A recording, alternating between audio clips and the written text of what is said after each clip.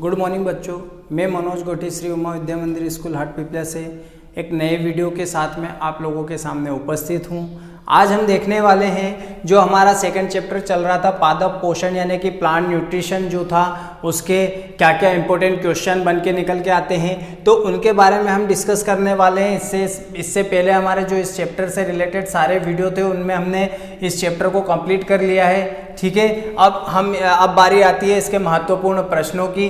तो पहला क्वेश्चन हम देखते हैं कि जो पौधों के पोषक तत्वों के वर्गीकरण को समझाइए, यानी कि जो पौधों के पोषक तत्व थे यानी कि कितने 17 पोषक तत्व हमने देखे थे जो कि महत्वपूर्ण होते हैं पौधों की वृद्धि के लिए, जिनमें से जो इम्पोर्टेंट पोषक तत्व थे उनका हमने डिस्क्रिप्शन पढ़ा हुआ है पूरी तरीके से, है ना। तो यहाँ पर इनके वर्गीकरण को पूछा गया है, यानी कि जो पौधों के आवश्यक पोषक तत्व थे उनका वर्गीकरण समझाना है। तो हम वर्गीकरण को अच्छे से डिस्कस करे थे जो कि आपको अच्छे से याद होगा। ठीक है, इसको यदि वो दूसरे तरीके से क्वेश्चन पूछे तो इसके अथवा करके मतलब यानी कि कहने का मतलब ये है कि या तो ये इस तरीके से क्वेश्चन पूछ सकता है या फिर एक दूसरी तरीके से पूछ सकता है, यानी कि मुख्य पोषक तत्वों एवं सूक्ष्म पोषक तत्वों को समझाइए, है ना। तो जो सूक्ष्म पोषक तत्व क्या होते हैं उनकी परिभाषा क्या होती है, मुख्य पोषक तत्व क्या होते हैं उनकी परिभाषा क्या होती है।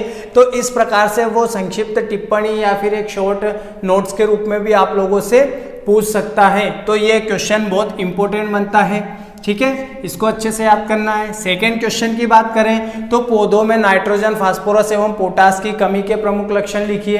तो जो पोषक तत्वों की कमी से जो पौधों में होने वाले जो लक्षण होते हैं उनको यहाँ पर पूछ रहा है, या तो वो नाइट्रोजन का पूछ सकता है या फिर फास्फोरस के पूछ सकता है या फिर पोटास की कमी के लक्षण पूछ सकता है, यानी कि तीनों में से किसी एक के लक्षण पूछेगा।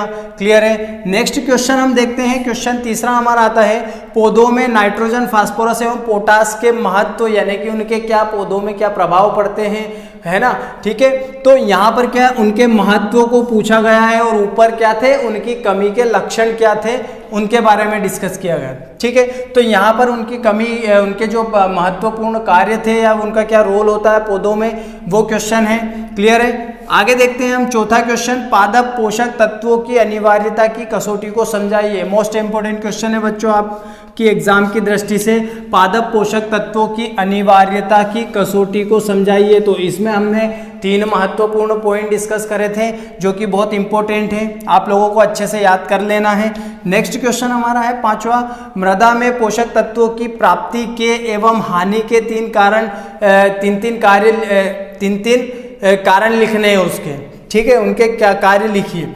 तो यहाँ पर देखते हैं हम कि मृदा में पोषक तत्वों की प्राप्ति के, यानी कि हमने देखा था कि यदि मृदा में पोषक तत्व है तो हम उसको किस प्रकार से वहाँ पर कमी है तो उनको किन किन साधनों से हम उनकी पूर्ति कर सकते हैं, या फिर किन किन कारणों से इन पोषक तत्वों की कमी भूमि में हो जाती है। तो इसके बारे में हमने ऑलरेडी ये वाला टॉपिक हमने अच्छे से डिस्कस करा है। तो वहाँ से ये आपका इस क्वेश्चन का आंसर वहाँ पर आप लोगों को अच्छे से मिल गया होगा। क्वेश्चन छठा, इसकी बात करते हैं, पौधों में निम्नलिखित के कोई 3 प्रभाव, कार्य एवं महत्व लिखिए। तो नीचे कुछ पॉइंट दिए गए हैं बच्चों जिसके बारे में हमें क्या है इनके प्रमुख कार्य लिखने हैं। तो सबसे पहला हमारा आता है कैल्शियम के प्रमुख कार्य लिखने हैं, मैग्नीशियम के प्रमुख कार्य आपसे पूछ सकता है, या फिर सल्फर के प्रमुख कार्य आप लोगों से पूछे जा सकते हैं एग्जाम में। ठीक है, क्वेश्चन 7 बात करें, क्वेश्चन 7 के बारे में बात करें तो पौधों में निम्नलिखित तत्वों के कार्य लिखिए। तो यहाँ पर कुछ सूक्ष्म पोषक तत्व दिए गए हैं जिनके आप लोगों को पौधों पर क्या प्रभाव पड़ता है या फिर इनका महत्व क्या होता है या फिर इनके क्या कार्य होते हैं पौधों में, तो उनको लिखना है। तो पहला हम देखते हैं आयरन, जिसको Fe से डिनोट करते हैं। सेकेंड हमारा आता है जस्ता, जिसको हम जिंक भी बोलते हैं, जिसे Zn से प्रदर्शित करते हैं। मोलिब्डेनम की बात करें तीसरा, तो इसके अंतर्गत मोलिब्डेनम है जिसको हम Mo से डिनोट करते हैं, और मैग्नीज है तो इसको हम किससे डिनोट करते हैं, Mn से डिनोट करते हैं। क्लियर है बच्चों। अब लास्ट क्वेश्चन हमारा इस चैप्टर से निकल के आता है कि निम्नलिखित पर संक्षिप्त टिप्पणी लिखिए।